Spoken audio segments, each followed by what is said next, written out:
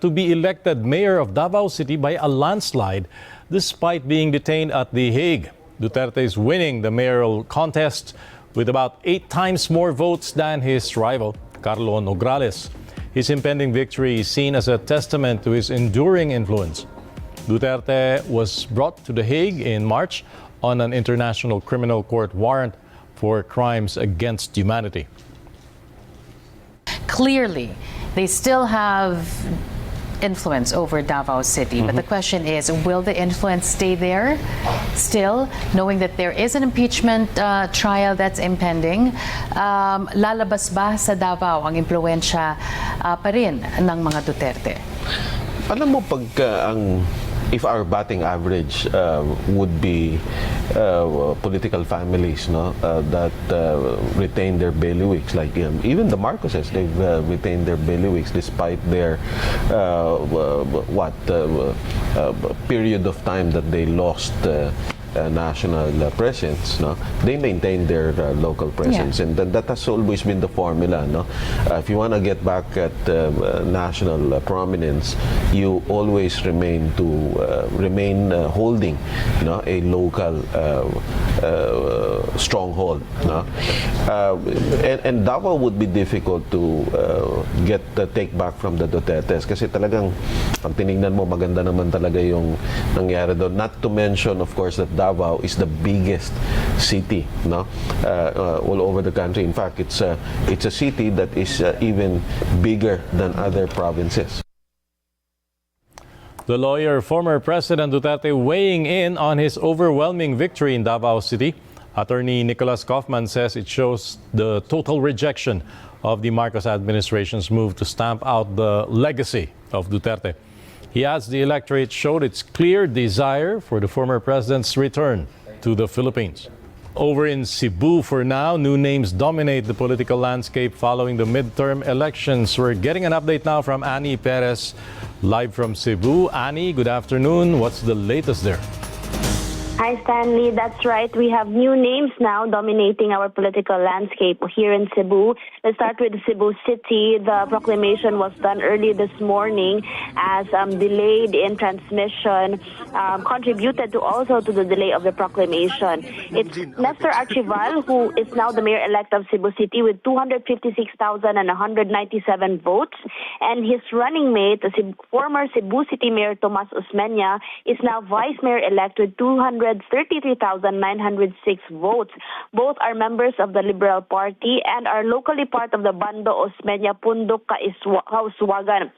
In an interview, Archival said that he will focus on revenue generation for the city. He wants to streamline processes and will also ensure the completion of the Cebu City Medical Center that is yet to be finally completed after it was destroyed in the earthquake in 2013. There were also a lot of sectors that rejoiced last night when they saw that Archival was leading, especially the vendors of the carbon market, which was a really big issue during the Rama administration because they were displaced in the middle of the process of making the market private.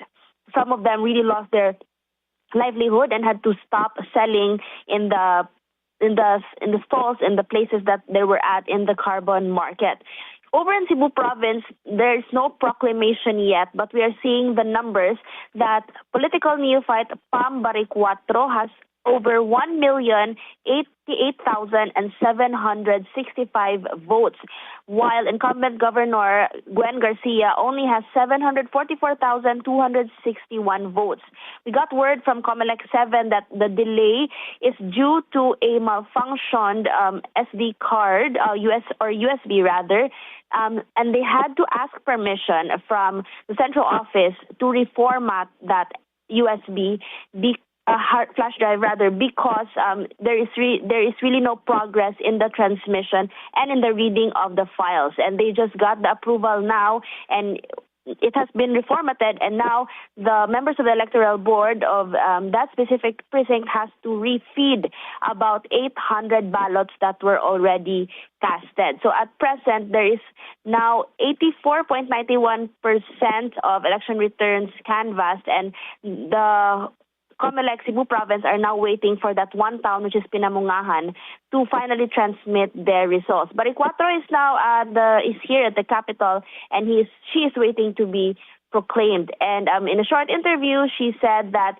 this is a time for healing because the province has been hurting so much from her campaign, and she aims to have a clean and approachable government. And her programs would include the prioritization of healthcare. And she also mentioned that she would be open to criticisms and even members of the media who will be coming over to getting to know her more as she would be sitting in office in the next few months. Aside from the province and the other tri-cities in Cebu, for example, in Mandaue City, which is also a highly urbanized city, we have a newcomer. He is former board member Jonky Owano, who defeated dismissed Mayor Jonas Cortez. And over in Lapu-Lapu City, Congresswoman Cindy Chan, who is the wife of the current mayor Ahong Chan, won against former Mayor Paz Redasa. Cebu has over 3.4 million registered voters, making it the vote-rich province in our country. Stanley. Okay, Annie, I don't know if you can confirm this for us, but there is a video on social media, Governor Gwen Garcia saying she is not leaving office, she's not vacating that position unless or until her petition is heard. What more can you tell us about this petition and if in fact the governor has said that? Yes, Stanley, we have read a part of that petition. She said that she requested to the COMELEC to delay the proclamation of PAM Baricuatro for several reasons. This includes a disqualification case lodged against her, and she said that it should be made 7 days after the election regarding the disqualification and many more. So the COMELEC has not commented on this urgent motion to suspend proclamation.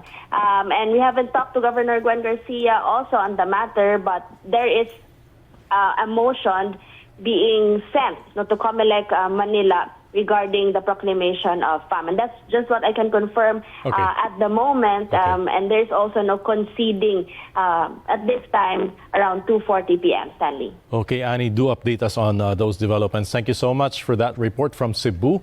Never miss a story. Unlock exclusive access to uninterrupted streaming and premium news content. Subscribe to ANC 24/7 on YouTube and join ANC